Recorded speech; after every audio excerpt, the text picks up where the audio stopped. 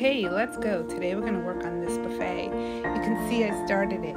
I plan on using different shades of green and just doing a whole lot of blending. On top of that, we'll use other products as well. But we're going to start out with the blending. A layer of darker green. I use DIY paints, but you can use any paint you want. And after I did my greens, I did add some white just to kind of give it a little bit of a hue, as you can see here. This is also a DIY paint. It's the Cottage Colors, which you don't need to seal, but we will be sealing this whole piece of furniture right here. On top of the white, we're going to add some more darker green and just paint in all kinds of, it's not going to be perfect. We're just going to blend in all different directions, and I feel like that's what gives the smooth look of the blending. Next, we're going to go and paint the top. Again, a DIY color. This one didn't actually come out. It was a sample, so we don't sell this color, but it's like a taupey green. Olive green you can use. We do have other colors similar to that. I'm just going to do one base layer, and then I'm going to come back and do a couple more layers just so that I can get it nice and flat and sheen and full. So on top of that, moving on, we're going to use this DIY, not a DIY transfer. It is an Iron Orchid design transfer, and we're just going to figure out what we want to put where. This transfer has 4 sheets. There is writing, so you do have to put it a certain way. Some transfers you can put upside down when there's flowers, not with this one because there is wording. I know you can't see it here, but there is. Transfers are super easy to use and give your pieces a really great look. You're just gonna peel the paper, the plastic away from the backing, place it where you want, and then just start rubbing with this little plastic thingy that they give you. Because there are drawers here, I had to cut where the drawers open. Yeah, so see, this is what I'm talking about. There's 4 sheets. This is beautiful. You can find these in my shop if you're interested. Now off to the other side. Quick note, you don't have to use your whole complete transfer that comes in your package. I only use 2 pieces from this package.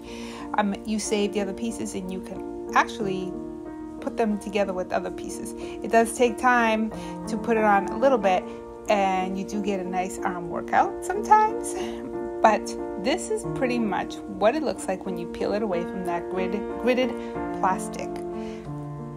There it is. You got to pull away softly or you'll pull the transfer right off. You don't want to do that after you spend so much time putting it on there. Right? So this is what we have so far, but we are not quite done yet.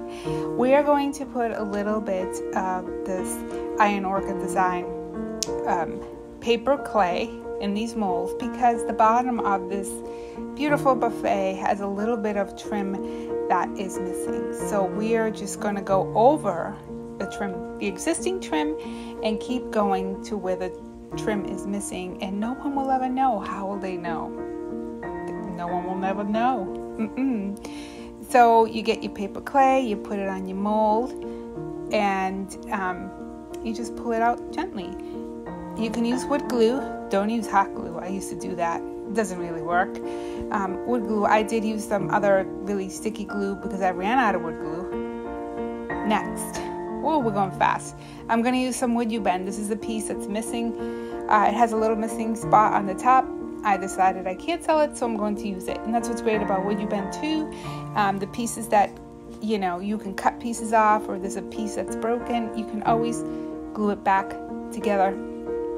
The way this works is you need to heat this up with the heat gun, which I thought I had this in this video. I guess I edited that out. Again, wood glue, and I tape everything up so that it stays. The paper clay and the WoodUBend until the glue dries. Then, just like you did with the transfer, you have to cut where the drawers open. Otherwise, You're not going to get that drawer open or you're going to break the WoodUBend. So once you cut, I don't know, doesn't it look like it was in a car accident with all these bandages? Okay, time to pull the painter's tape off. Remember, use painter's tape, not any other paint, or you're going to pull the paint off. So now we're going to start to blend again.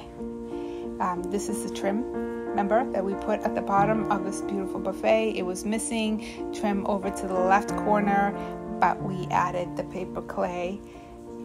And we started from the right, then to the left, covered it all up. You can't tell that there was something missing. So now we're just going to make sure everything blends in with the color so it looks like it's uniform and like it's supposed to be there and like we didn't add anything at all. So let's just blend a little bit. I'll be quiet. Oh, right here. I won't be quiet. I have to tell you, I didn't like the way this came on. It was a little crooked. I took it off, put it back on. I just scraped it with that little thing that I showed you. And why do people put these things in the drawers? That had to come out. Again, some blending, and now I really am going to be quiet. So we'll just do a little blending here.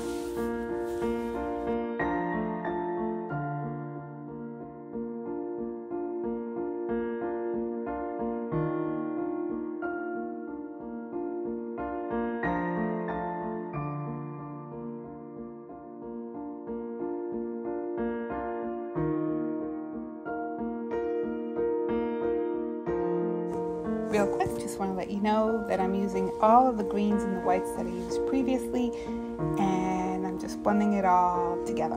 No new colors. Okay, I'm done talking.